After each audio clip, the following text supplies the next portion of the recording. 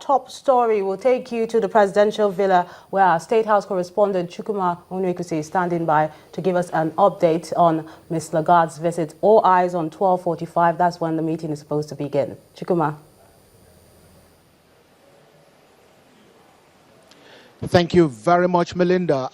As I speak with you, the meeting with the president is still ongoing, and that is the meeting between Ms. Lagarde, the managing director of the IMF, and of course President Muhammadu Buhari. It's lasted for over an hour now, which is an indication that it must be a serious meeting that is taking a look at various issues from oil pump price reduction and how it is affecting Nigeria's economy. Of course, you know the issue of deregulation, the issue of the Nigerian economy generally. These are issues that are being speculated that brought Ms. Lagarde to Nigeria. Of course, so many people are asking why Nigeria. Well, Nigeria is the biggest economy in Africa, and you don't expect that the IMF managing director will come to Africa without touching Nigeria. As I speak with you, she is coming down from the president's office,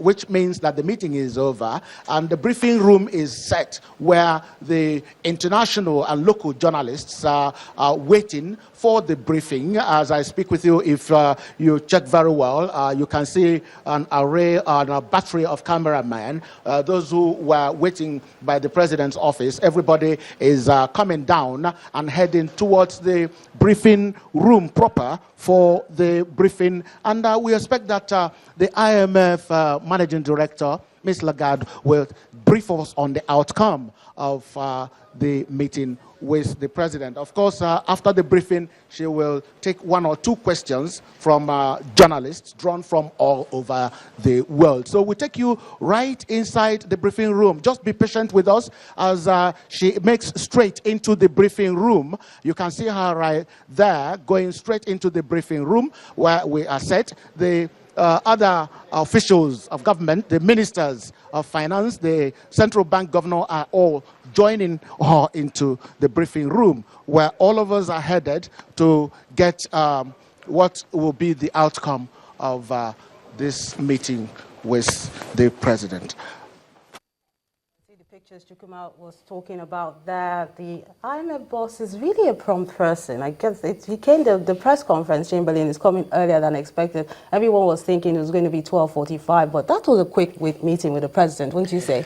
Oh yes, indeed, and as much as Chukwuma had expected them to come up maybe a little bit earlier, but yes, the meeting extended a little bit, but therein we expect to hear them brief the country in terms of what they had spoken about. But we also understand that this meeting strengthened IMF's partnership with Nigeria, many talking about whether or not they're going to say anything about devaluation. Will we eventually buckle in? The crude oil prices. But, you know, a lot of analysts have been talking about, is it with the IMF focus on Nigeria or on the IMF? What are they bringing to the table? And they're saying that should be the focus. So a lot of anxious journalists right there in that hall, a lot of anxious officials as well, because they're already privy to the meeting with the president. And a lot of people will be eager to know, what does the IMF bring into the table?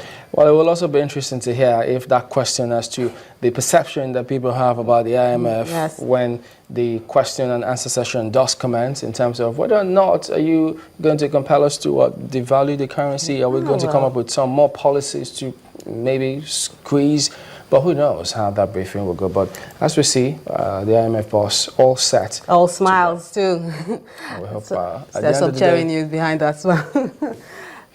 Well, yes, indeed. And we will go ahead and bring you that press briefing as soon as Chukwuma and the whole room is set to get us into it. I bet they're about to start now, Chamberlain. Let's listen to them. Who, as you all know, is the managing director of the International Monetary Fund, the IMF. This is a position she was appointed to in May 2011, and she's the first woman to ever have held that position, which I think is worthy of a round of applause. Thank you.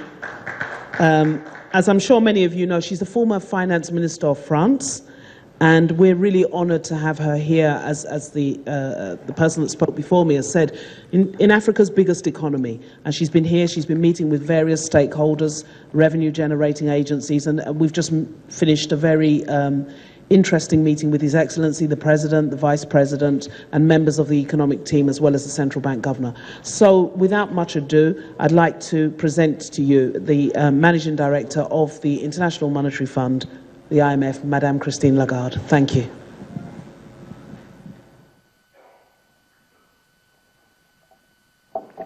Well, thank you very, very much, dear colleague. We were both, she is, Finance Minister of a great country. So we are colleagues and friends, no doubt. Good morning, good afternoon to all of you, and thank you very much for your presence at this moment.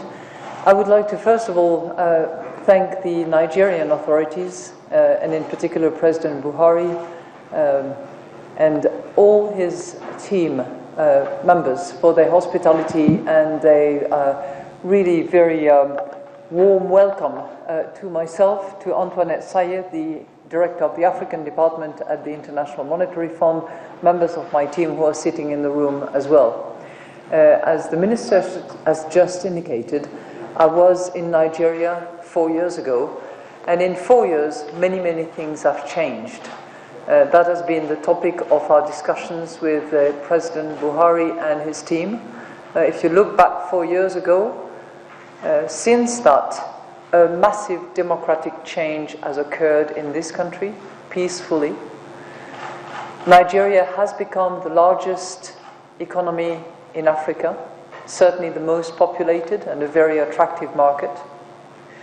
But things have changed in a more complicated way, in the sense that the source of revenue for the government of Nigeria, which was predominantly oil, has seen its price divided by more than half. And the financing costs around are beginning to rise, if only because the economic situation in the United States is improved and interest rates will begin to rise. Added to which, emerging market economies are decelerating their growth and are no longer going to contribute the massive growth that they had contributed over time. So the demand addressed to commodity providers, be it of oil or otherwise, is probably going to be slightly reduced. So it's in that context of a great Nigeria, which is a leader in Africa, that we had this excellent discussion this morning with President Buhari. And we discussed the challenges ahead, stemming from the oil price reduction, the necessity to apply fiscal discipline, and the need to also respond to the population needs by addressing the medium-term necessity of improving competitiveness of Nigeria, and yet also focusing on the short-term fiscal situation, which requires that revenue sources be identified in order to compensate the shortfall resulting by the oil price decline.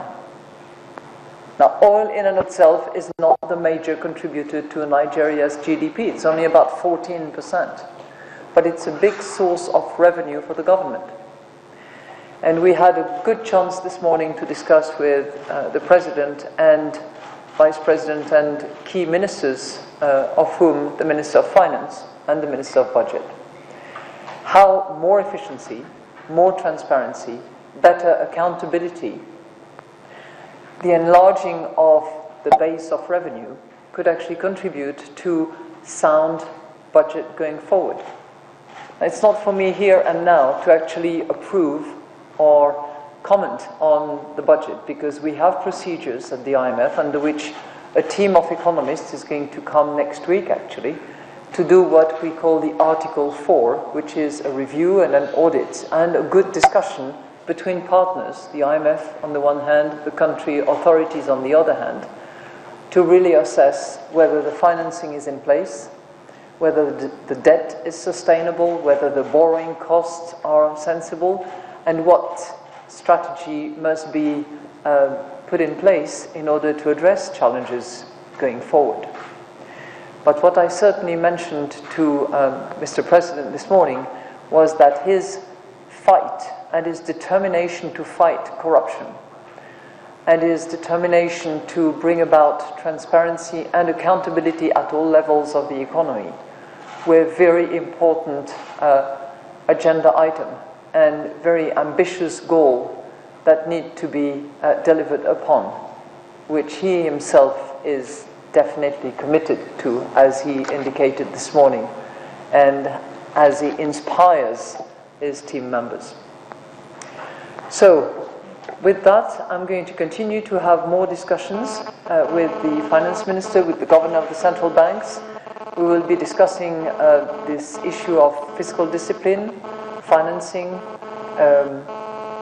monetary policies, and the degree of flexibility. All of that with in mind the fact that Nigeria, while a vibrant and large economy, still has to deal with a lot of poor people, with a lot of inequality, and those two components should certainly be always the drivers of reforms, whether it is looking at subsidies and how they are structured and how they can be phased out, whether it's monetary policy and what flexibility is needed and how no impact it should have on the poor. All of those are ambitions that we completely recognize and support. I think I'll be happy to take a few questions if you have some. As I said, our technical discussions will continue. To those of you who wonder why the IMF Managing Director is visiting Nigeria, well, it's precisely to have a good discussion about these new objectives, these reforms, agendas that have been identified and supported by the President, and also to appreciate the impact that it will have on neighboring countries. Because when you have a very large economy like Nigeria, anything that it decides, any hardship that it faces, will actually have consequences around it. And that is certainly what our research and analytical work is demonstrating. Nigeria is one of those that actually have impact, not just on itself and its people, but around it, on its neighbors. Thank you. Question about George.